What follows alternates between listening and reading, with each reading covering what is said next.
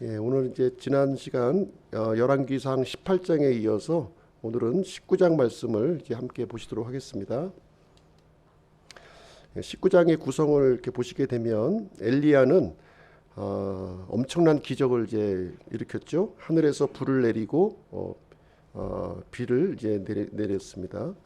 오늘 이제 본문의 내용을 이제 보시게 되면 엘리야는 이세벨의 위협에 도망을 했습니다. 1절부터 8절까지. 그리고 9절부터 18절은 하나님께서 엘리야의 소명을 회복시켜 주셨습니다. 19절부터 21절까지 엘리야는 하나님의 소명에 순종했습니다. 중심 내용은요, 하나님은 다양한 방식으로 자신의 뜻을 이루어 가신다는 내용이 이제 되겠습니다. 엘리야는 이제 큰 기적을 일으킨 인물로 우리에게 이제 알려져 있죠. 그래서 하나님의 이 권능을 당시의 그 북이스라엘의 그 최고 권력자인 아합 왕 앞에서 이렇게 나타내 보였습니다. 그 유명한 그 갈멜산 그 대결에서 이제 불이 이제 하늘에서 이렇게 떨어지게 했고요. 바알의 대언자 450명과 이제 엘리야 혼자서 단독으로 영적 전쟁을 이제 치렀는데요. 하나님의 승리로 이렇게 결말이 났습니다. 그리고 3년 반 동안 이제 북이스라엘의 가뭄이 이제 계속되었었는데 엘리야가 이제 기도를 통해서 이제 큰 비가 쏟아지게 되었습니다. 그래서 이제 이 불과 비를 이렇게 내리시는 분은 바알이 아니라는 거죠. 바알은 아니고 바로 하나님이시다. 그래서 하나님을 신뢰하고 기도할 때 하나님께서는 주권적으로 인도하시는 분이시다 하는 것을 이제 우리에게 알려주고 있는 것이죠. 지난주 그 마지막 절 한번 볼게요. 열왕기상 18장 46절 말씀인데요. 주의 손이 엘리야에게 임하심에 그가 허리를 동이고 이스라엘로 들어가는 곳까지 아합 앞에서 달려갔더라. 주의 손이 엘리야와 함께 하신 거죠. 그래서 주의 손이라고 하는 것은 하나님의 권능을 이렇게 상징하고 있습니다. 그래서 이 하늘에서 막 불이 떨어지고요.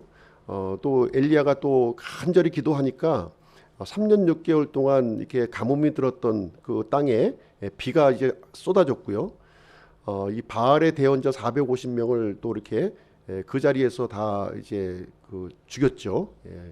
그러니까 엘리야의 마음이 어떻겠습니까? 막 업이 됐을 거예요. 막 참 이 하나님의 이 능력이 자신의 이런 그 기도와 이런 것을 통해서 막 드러나니까 막 업이 된 거예요. 막 감정적으로 막 업이 돼서 어떤 일이 이제 일어났냐면 이제 아합 왕이 이제 마차를 타고 가는데 이 그 맨몸으로 막 초인적인 힘이 막 일어난 거예요.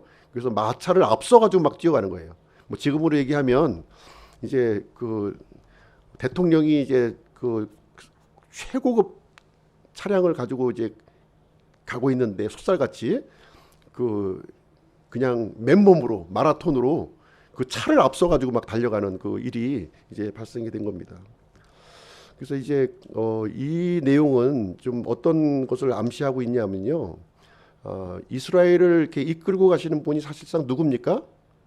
아합이 아니라 하나님이라고 보여주는 것이죠. 근데 지금 아합 왕 앞에 누가 뛰어가고 있어요? 엘리야가 뛰어가고 있는 거예요. 지금 하나님의 자리에 엘리야가 가면 되겠습니까? 안 되죠. 지금 너무 이제 막 감정적으로 막 이 흥분이 돼가지고 이제 그 아합을 이끄는 존재가 돼버린 거예요. 아합을.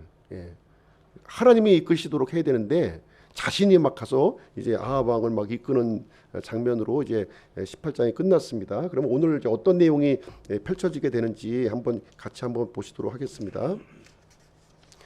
1절 말씀을 한번 보시죠. 1절 말씀 보시면 아합이 이세벨에게 엘리야가 행한 모든 일뿐만 아니라 그가 어떻게 그 모든 대언자들을 칼로 죽였는지를 고하니, 여기 보면 이제 이세벨이 등장하죠. 이세벨은 아합의 그 부인인 것들은 다 알고 계시죠. 근데 지금 희한한 사실은 뭐냐면 아합이 이제 그동안 이 갈멜산에서 이루어졌던 모든 정황들을 누구한테 보고하고 있어요? 이세벨에게 지금 보고가 있는 거예요. 그럼 북이스라엘의 실권자는 누굽니까? 아합이 아니라 이세벨이었던 거예요, 지금. 그 내용을 여기서 얘기해주고 있는 것이죠. 그래서 하늘에 불이 내려지고요, 바알의 대원자가 다 죽었고요, 천둥과 큰 비가 내렸다고 하면서 아주 그 모든 사실을 이렇게 얘기하면서 진짜 우리가 믿고 있는 이 바알은 참 하나님에 비하면은 진짜 무력한 존재다. 이것을 이제 그것이 증명이 되었다. 온 백성들 앞에서 증명이 되었다 하면서 이제 보고를 하게 됩니다. 이 말을 들은 이세벨은 어떻게 반응을 하는지 한번 보겠습니다. 이세벨이 어떻게 반응하냐? 2절 이에 이세벨이 사자를 엘리야에게 보내어 이르되 내가 내일 이맘때까지 내 생명을 그들 중 한 사람의 생명과 같게 하지 아니하면 신들이 내게 벌을 내리고 더욱 내리기를 원하노라. 이 이세벨이요 아합의 이 말을 듣고 보고를 듣고 참으로 하나님이 참 위대하시군요 하면서 납작 엎드리고 회개한 게 아니죠. 지금 어떻게 했어요? 그 일을 저지른 엘리야 내가 죽일 거야. 생명을 취할 거야. 사람을 보내서 경고를 하게 됩니다. 그래서 이 내용을 통해서 우리가 볼 수 있는 건 뭐냐면 이 엘리야가 이렇게 일으킨 큰 기적을 통해서 이 변하지 않는다는 거예요. 이 사람의 이 완악한 마음이 이 아주 엄청난 기적 아닙니까? 불이 막 하늘에 떨어지고 그 3년 반의 그 기근이 해결이 되는 일이 눈으로 봤음에도 불구하고 이세벨은 마음을 더 완악하게 갖고 그 엘리야를 이제 죽이려고 하는 일을 하고 있습니다. 그래서 사람의 마음이 이렇게 어떤 표적이나 어떤 기적을 통해서 변하는 것이 아니다는 것을 여기서 이제 보여주고 있습니다. 이세벨의 모습을 보면서 이제 어떻게 되냐면 이 엘리야의 마음이 무너지게 돼요. 엘리야의 마음이 완전히 무너집니다. 여기서 그렇게 아주 강력한 능력을 벌였던 엘리야의 마음이 무너지게 되는데요. 3절 말씀 보겠습니다. 그가 그것을 보고는 일어나 자기 생명을 구하려고 가서 유다에 속한 부엘세바에 이르러 자기 종을 거기에 남겨두니라.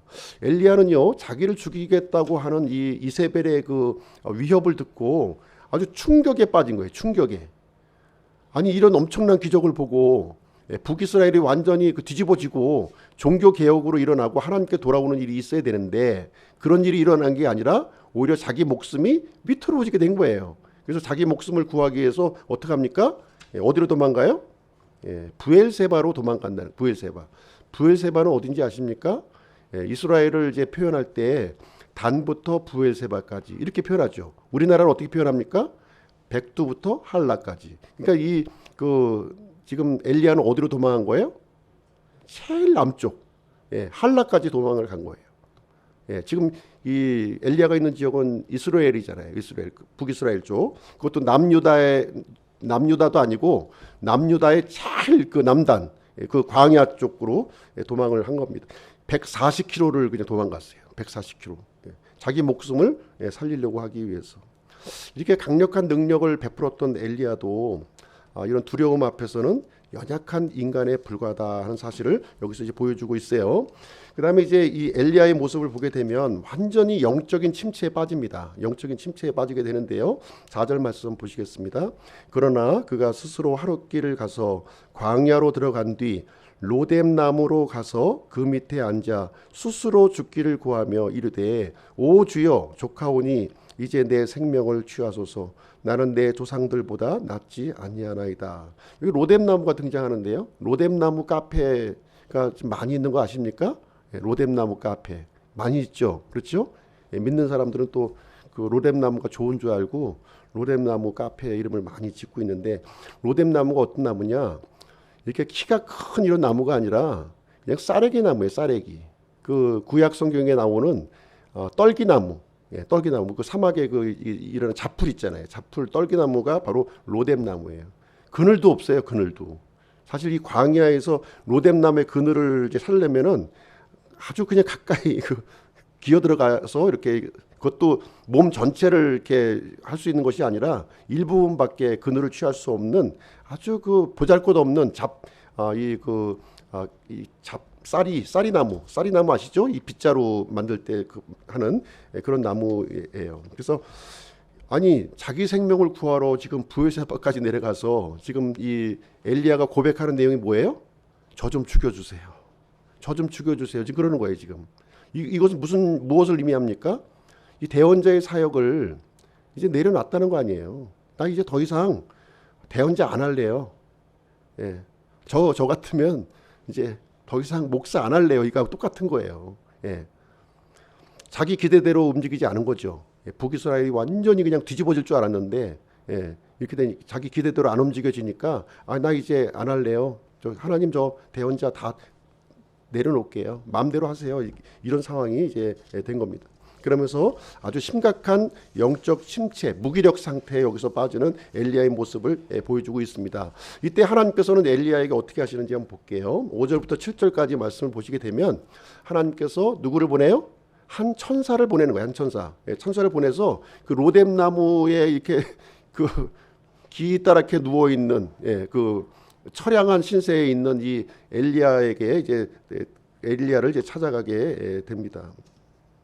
5절 말씀에 보면 로뎀 나무 밑에 누워 자는데 보라 그때 한 천사 잠이 오겠습니까? 여기서 잠이 올 상황이 아니죠. 그때 한 천사가 그를 어루만지며 그에게 이르되 일어나 먹으라. 그러면서 천사가 이제 이 그 엘리야를 위로하는 거죠. 위로하는 거예요. 그러지 마. 왜 그래? 응? 대언자가 그러면 되겠어? 여기 그 광야까지 와가지고 그러면서 지금 이제 뭐예요? 이제 수채 구운 빵과 물 한 병을 또 먹여주면서 이렇게 하는 거예요. 그런데 이제 엘리야는 그걸 받아 먹고는 어떻게 해요? 받아 먹고는 다시 돌아 누워요. 다시. 나 만사가 귀찮다 이제. 나 이제 더 이상 싫어요 이제.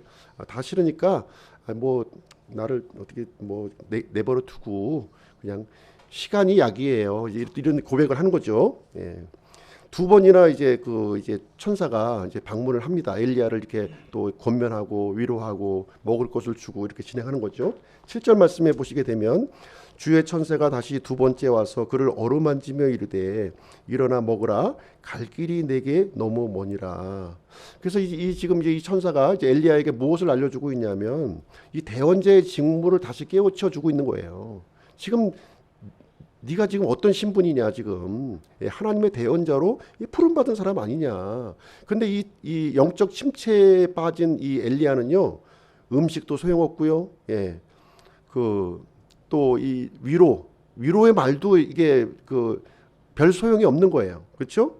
백약이 무효한 거예요. 백약이 천사가 와서 이렇게 자신을 이렇게 감싸줘도 이 영적인 이 늪에서 헤어나지 못하는 그 모습을 여기서 보여주고 있습니다. 그래서 이 천사가 이제 어떤 것을 제안하게 되냐면 하나님의 산 호렙으로 가라.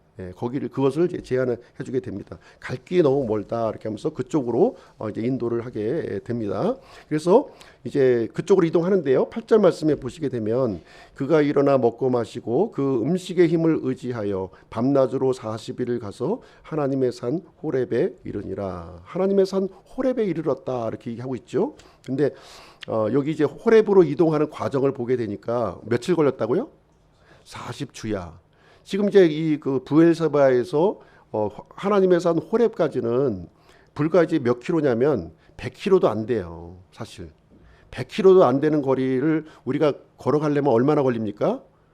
아무리 나이가 많고 아무리 더디 가도 100킬로면은 여기서 100킬로면 어디죠? 한 천안쯤 되나요? 천안 정도면 100킬로죠. 100킬로를 40일 동안 갈 수 있어요? 40일 동안 간다고 하는 거는 가기 싫은데 가기 싫죠. 지금 엘리야의 입장에서 가기가 싫은 거예요. 만사가 귀찮은데 천사가 가라고 하니까 할 수 없이 가긴 가는데 미적 그냥 슬로우 모션으로 이제 가서 40일 만에 이제 드디어 목적지에 도착했다 이렇게 얘기하고 있어요. 사실 우리가 이제 우리 믿는 사람들도 믿음 생활하면서 여러 가지 굴곡을 많이 만나죠. 이렇게 막 활기차게 믿음 생활할 때도 있고 어떨 때는 참 낙심에 빠져가지고 사람 보는 것도 싫고 난 다 싫어. 하나님도 싫고 믿는 사람도 싫고 교회도 싫고 다 싫어. 나 혼자 있을 거야. 나 내버려도 하는 경우가 있죠. 그렇죠? 예. 그런데 이제 우리가 이런 힘의 원천을 발견하는 중요한 시기라는 거예요. 그때 낙심되고 좌절할 때가 진짜 힘의 원천이 어디에서 나오는가 그거를 발견할 수 있는 철호의 기회라는 거예요. 그래서 하나님께서 천사를 시켜가지고 어디로 지금 이제 엘리야를 이제 이동시키냐면 이 호렙산으로 지금 이제 이동시키는 장면이 여기에 기록이 되어 있습니다. 그래서 마지못해 지금 이제 엘리야가 이제 본인은 원치 않지만 근데 어쩔 수 없이 또 뭐 별일 있으랴 하면서 기대도 안 하고 이제는 기대도 안 하고 그래도 한번 천사가 와서 얘기했으니까 한번 좀 그래도 한번 가보기는 가보자. 그래서 3일 만에 갈 길을 이제 40일을 걸려서 거기 도착을 하게 됩니다. 그래서 엘리야는요 이제 그 호렙산에서 이제 하나님을 만나게 되죠. 하나님을 만나게 됩니다. 9절 말씀 한번 보시겠습니다. 9절 그가 거기로 가서 굴에 이르러 거기서 묵었는데 보라 주의 말씀이 그에게 임하고 그분께서 그에게 이르시되 엘리야야 내가 여기서 무엇을 하느냐 하시매. 이제 그 굴 속에 머무른 거예요. 굴 속에 이제 그 기거를 하고 있었는데 하나님의 말씀이 이제 엘리야를 이렇게 찾아오게 되었습니다. 하나님의 말씀이 찾아왔지만 엘리야의 마음은 어때요? 역시 패배 의식으로 지금 아주 그냥 밑바닥에 이제 있는 것이죠. 그랬을 때 하나님께서 엘리야에게 뭐라고 말씀하십니까? 여기 엘리야야 내가 여기서 무엇을 하느냐? 영어로 얘기하면 What are you doing now? 뭐 하고 있어 지금?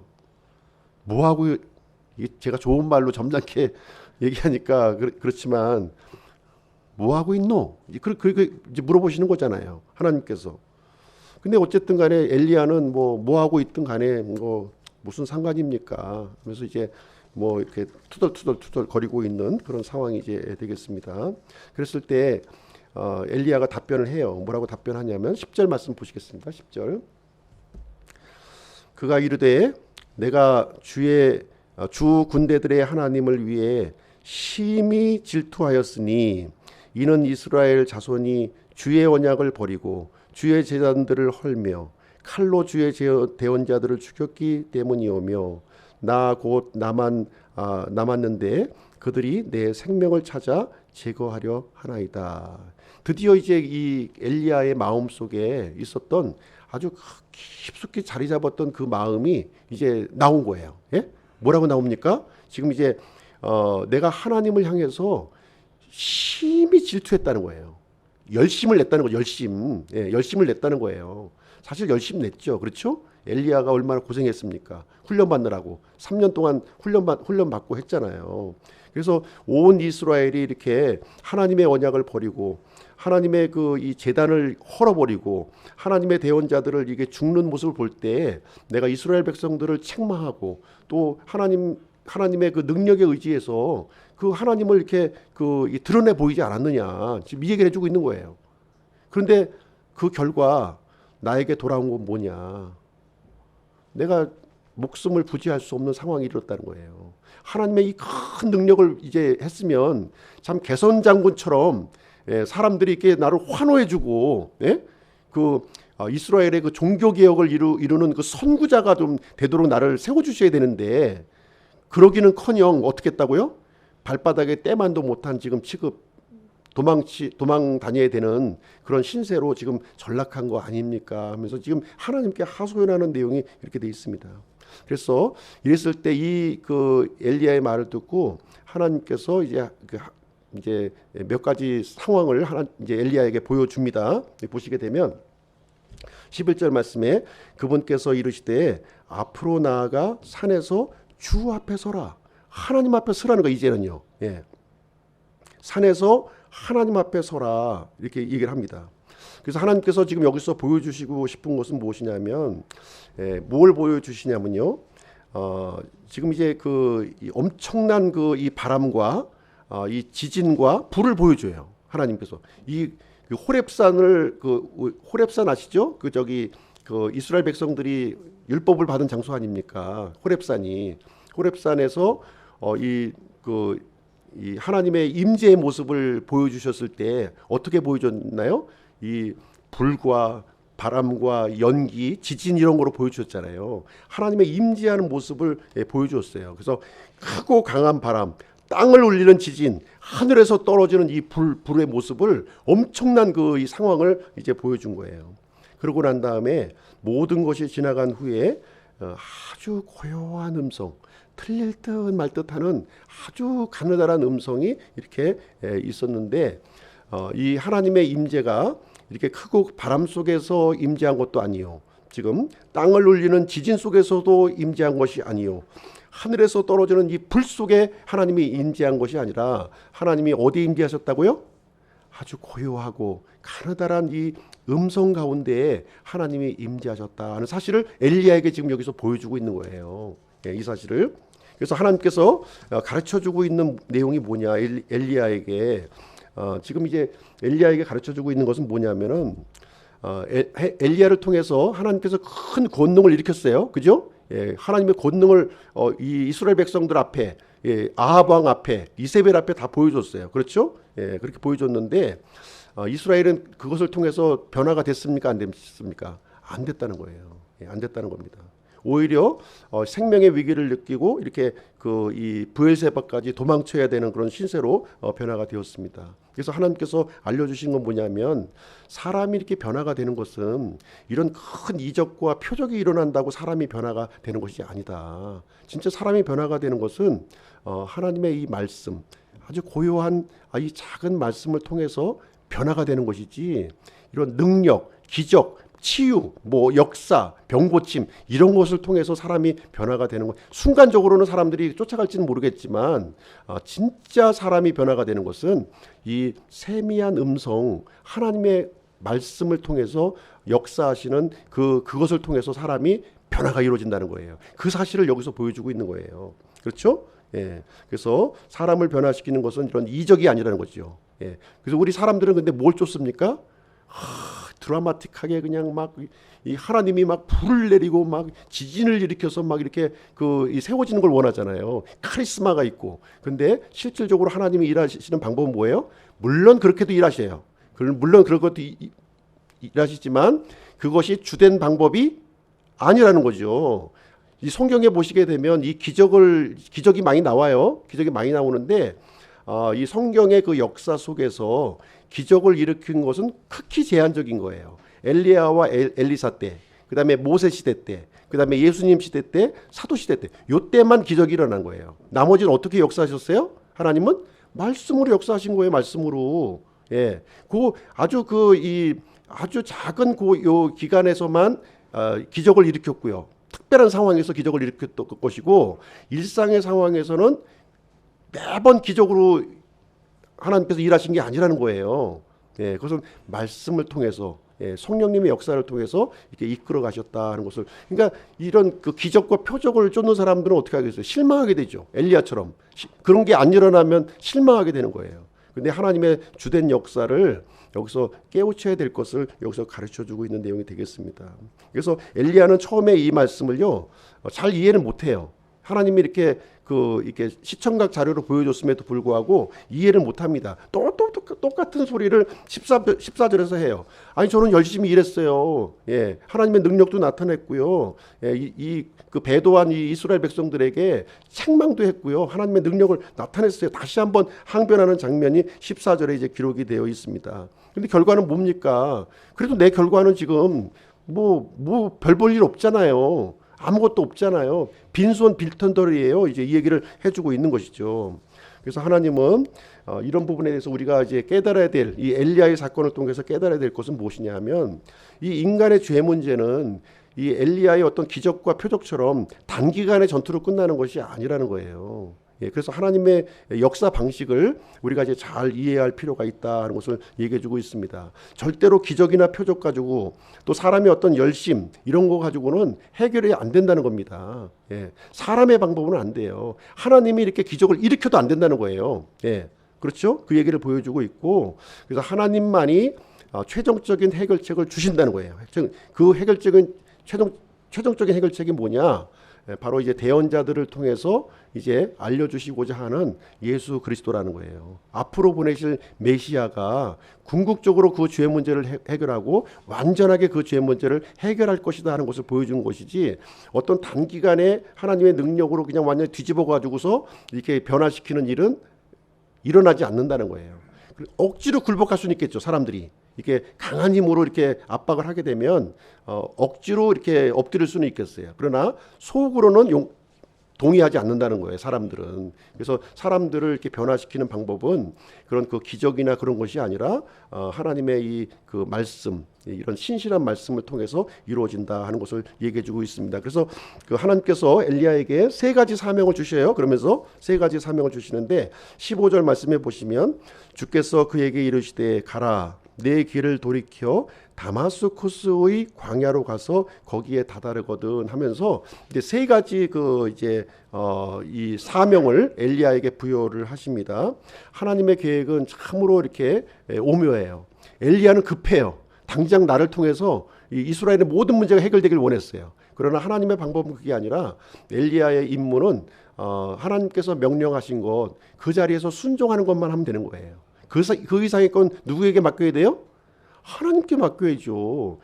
사람이 하나님의 자리에 이렇게 앞서가지고서 하나님 저 좀 도와주세요, 이런 것은 올바른 태도가 아니라는 거예요. 대언자의 올바른 태도는 하나님의 주권을 인정하고 그분의 주권에 내가 순종하는 자리에 있는 거예요. 거기까지 하면 되는 거예요. 거기까지. 그 얘기를 해주고 있습니다. 그래서 세 가지를 명령을 내리시는데 하사엘에게 기름을 부으라는 거예요. 하사엘은 누굽니까? 이 시리아의 군대 대장이에요. 군대 대장. 이 군대 대장을 이제 그 왕으로 삼겠다는 거죠.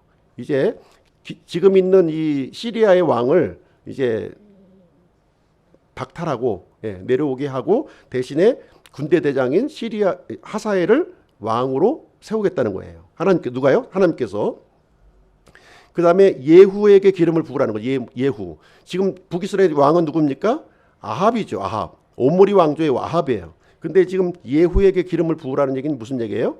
아합의 왕조를 끝내고 새로운 왕을 하나님께서 세우시겠다고 하는 것이죠. 그래서 이제 예후를 통해서 이제 이 아합의 그 모든 집안이 완전히 멸망하는 일이 이제 발생하게 됩니다. 이걸 엘리야에게 맡기신 게 아니에요. 그건 하나님께서 주도적으로 이끄신다는 거예요. 엘리야는 도구일 뿐이에요. 도구. 하나님의 도구로서 철저히 순종하는 자리에 있으라 하는 것을 얘기해 주고 있죠. 그 다음에 엘리사에게 기름을 부으라는 거예요. 엘리사는 누굽니까? 이제 엘리야의 그 직무를 대신해서 이어받을 사람이죠. 그렇죠. 그래서 후계자를 또 이렇게 인계해야 될 임무가 있는 거예요. 대언자는. 나 혼자 그냥 뭐 80, 90까지 다 해먹어야지, 이런 것은 올바른 태도가 아닙니다. 빨리 이렇게 후계자를 이렇게 선임해서 하나님의 이 직무가 원활하게 진행될 수 있도록 이렇게 해야지, 나만 주구장창 내 중심이 되어가지고 뭐 80, 90까지 내가 해야 되겠다, 이런 생각은 하나님 앞에서 잘못된 생각입니다. 버리셔야 돼요. 엘리야는 이 하나님의 이 세 가지 사명을 받고 어떻게 했을까요? 그대로 순종했어요. 근데 실질적으로 하사엘과 예후에게 기름을 부은 사람은 누구냐면 엘리사입니다. 엘리사가 기름을 부어요. 엘리야는 기름을 붓지 못해요. 엘리야는 이 엘리사를 이 후계자로 삼아서 기름을 부어줍니다. 그래서 엘리야의 임무를 이어받은 엘리사가 그 하사엘에게 기름을 붓고 예후에게 기름을 붓는 일이 진행이 된다는 거예요. 이게 하나님의 방식이고 여기에 순종할 것을 지금 이제 얘기해주고 있는 내용이 되겠습니다. 그래서 우리가 믿음 생활을 할 때 아주 그 중요한 원리를 우리가 이제 배워야 되는데요. 나 혼자 다 하려고 하면 안 돼요. 나 혼자 내가 할 수 있으니까 내가 다 해야지. 이런 생각을 가지시면 안 됩니다. 고린도전서 3장 6절 7절 말씀을 보시게 되면 나는 심었고, 나는 누굽니까? 여기서 바울이죠. 그렇죠? 고린도서니까. 나는 심었고 아볼로는 물을 주었으나 오직 하나님께서 자라나게 하셨나니 그러므로 이와 같이 심는 자나 물 주는 자는 아무것도 아니요 자라나게 하시는 이는 하나님만 중요하니라, 이렇게 기록이 되어 있습니다. 그래서 우리가 하나님 앞에서 바르게 그 취해야 될 태도가 뭐예요? 우리 청직이에요. 맡겨진 일 거기에 순종하면 되는 겁니다. 하나님의 자리에 서가지고 내가 모든 것을 내 중심적으로 모든 것을 하려고 하는 것은 합당한 모습이 아니다라는 것을 여기해주고 있습니다. 그래서 하나님께서는 엘리야가 새롭게 감당해야 될 그런 일을 여기서 이제 알려주게 되는 것이죠. 그래서 이 일을 하나님의 일을 계획하시고 실행하시는 분 누구예요? 하나님이시라는 거예요. 하나님께서는 이 사람을 쓸 수도 있고 저 사람을 쓸 수도 있고 이렇게 하나님의 자신의 일을 진행하는 것 됩니다. 엘리야처럼 내 뜻대로 이루어지지 않는다, 내가 유명해지지 않는다는 것을 가지고서 실망하거나 낙심할 필요가 없다는 거예요. 그렇죠? 그런 것이 종된 사람의 바른 태도가 되겠습니다. 그래서 하나님께서는 자신의 계획을 이렇게 이루어 가십니다. 여기 보시기 17절 말씀에 보시게 되면 하사엘의 칼을 피하는 자는 예후가 죽일 것이요 예후의 칼을 피하는 자는 엘리사가 죽이리라. 각자 맡겨진 역할과 임무가 있다는 거예요. 그 임무에 순종하면 되는 것이지, 내가 그 하사엘의 일도 내가 하고 예후의 일도 내가 하고 엘리사의 일도 내가 해야 된다, 이런 생각을 가져서는 안 된다 하는 것을 여기서 얘기해 주고 있습니다. 그리고 하나님께서 또 한 가지 이제 이 엘리야에게 알려주는 내용이 있는데요. 그것은 무엇이냐면, 엘리야는 지금 자기만 이 하나님의 일을 하는 줄로만 알았던 거예요. 자기만 혼자 외롭게 북이스라엘에서 고군분투하는 것으로 알고 있었어요. 그렇죠? 그런데 하나님의 그 대답은 그게 아니었죠. 18절 말씀에 보시게 되면, 그러나 내가 나를 위해, 누구를 위해요? 나를 위해, 엘리야를 위해서가 아니에요. 엘리야를 위해서가 아니라 지금 이 성경의 중심은 엘리야가 아닙니다. 하나님의 중심이라는 걸 알아야 돼요. 나를 위해 이스라엘 안에 7,000명을 남겨두었다, 지금 얘기해주고 있는 거예요. 바알에게 무릎을 꿇지 않은 그 대언자들을 지금 준비시켜 놓았다. 너만 지금 대언자가 아니다, 지금 얘기를 해주고 있는 내용이 되겠습니다. 그래서 각자 맡은 영역이 있다는 거예요. 이렇게 하나님의 그 일이라고 하는 것은 이렇게 이렇게 합력하여 하나님의 일을 이루어가는 거예요. 심지어 하나님의 일을 이룰 때는요, 믿는 사람만 사용하시는 것이 않고 믿지 않는 사람도 사용하셔요. 이렇게 이 하사엘이라든가 예후 같이 이렇게 이 불의한 사람들도 하나님께서 도구로 사용하시는 모습을 볼 수가 있습니다. 그래서 하나님은 다양한 모습으로 일을 해 나가시게 됩니다. 그래서 19절부터 21절 내용을 보시게 되면 엘리야는 하나님의 소명에 순종하는 거예요. 순종합니다. 어떻게 순종합니까? 19절 말씀 보겠습니다. 이에 엘리야가 거기서 떠나 사밧의 아들 엘리사를 만났는데 그는 12겨리의 소들을 자기 앞에 두고 밭을 갈고 있었으며, 이제 엘리야가 누구를 만납니까? 엘리사를 만나는 거예요. 엘리사를 만나는데 엘리사가 뭐 하고 있어요? 밭을 갈고 있었다. 밭을 갈고 있었다. 12겨리의 소를 가지고 밭을 가는데 아마 큰 그 농부였던 것 같아요. 24마리를 이제 끄는 이런 집안이었으니까 아마 이제 분홍이었던 것 같습니다. 그래서 분홍인 사람을 이제 하나님께서 엘리야의 후계자로 이렇게 세워주게 됩니다. 그래서 이렇게 자기 일에 부지런한 사람들, 그러니까 하나님의 사람으로 이렇게 부르는 사람들을 보면은 어떤 사람들이냐면 이게 자기 일에 충실한 사람들이에요. 그렇지 않습니까? 이게 다 보면은 이게 자기 일에 이렇게 충실했을 때 그 모습을 보시고 하나님이 이제 부르는 장면을 우리는 곳곳에서 발견을 할 수가 있습니다. 마지막으로 21절 말씀해 보시게 되면 엘리사는 어떻게 반응을 보였을까요?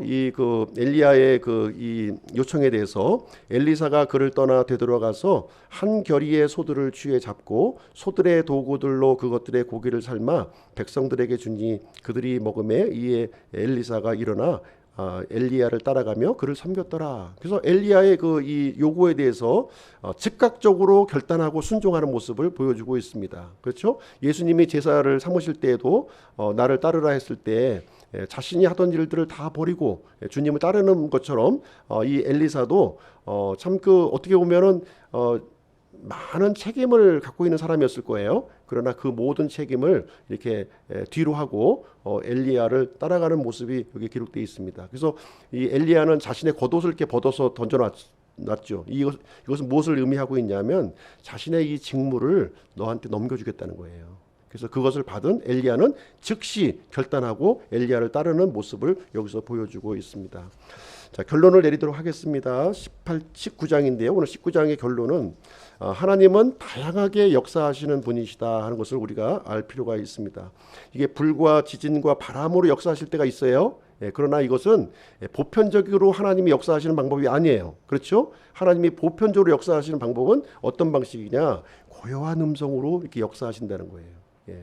그렇죠? 우리가 하나님의 말씀을 쫓아야 되는 것이지 이런 표적과 기적을 쫓아가는 것은 우리 이제 올바르지 않다 하는 것을 보여주고 있습니다.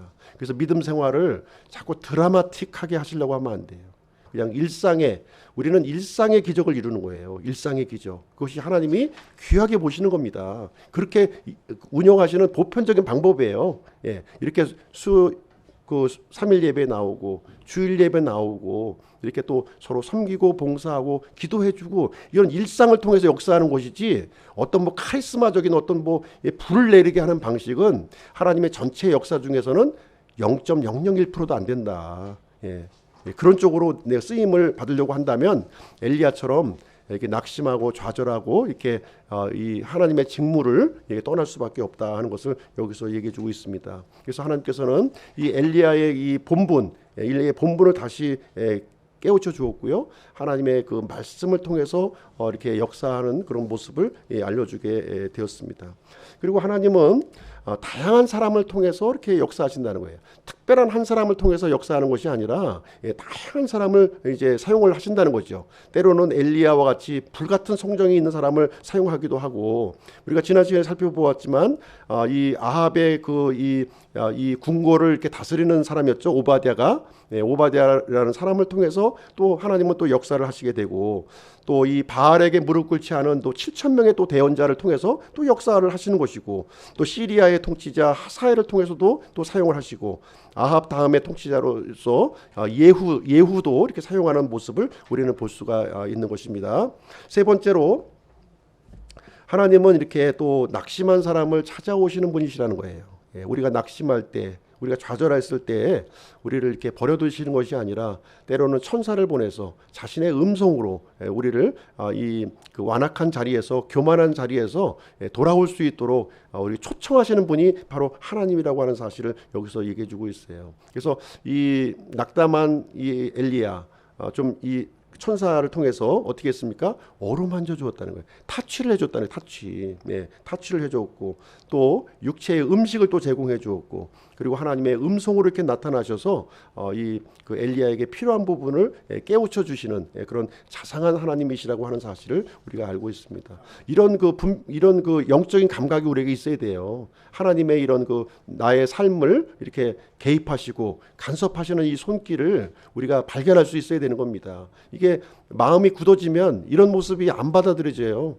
안 받아들여집니다. 그러나 마음을 열고 부드러운 마음을 가지게 되면 하나님이 세미하게 나를 이렇게 간섭하시고 개입하시는 그 손길을 알 수가 있다는 것이죠. 이것을 엘리야를 통해서 가르쳐 주시는 내용이 되겠습니다. 그래서 기적을 이렇게 일으키고 기적을 통해서 이렇게 막 자신이 이렇게 아주 유명세를 타려고 했었던 엘리야를 다시 이제 일상의 기적을 통해서 역사하는 대언자로 이제 이렇게 바꿔주시는 하나님의 모습을 여기서 보여주고 있습니다. 그래서 우리 각자에게 부여된 사명이 있다는 거예요. 그 각자에게 부여된 사명이 어떤 드러나는 사명도 있을 수도 있고요, 드러나지 않는 이렇게 그 사명일 수도 있는 것이죠. 그러니까 어떤 일이든지 간에 중요한 것은 우리의 순종을 통해서 하나님께서 하나님의 자신의 일을 이루어 가신다는 거예요. 우리가 이루는 것이 아니라는 것이죠. 그렇죠? 그래서 신실하게 사명에 신실하게 순종하시는 기쁨교회 성도님들이 되시기를 주님의 이름으로 축복드립니다.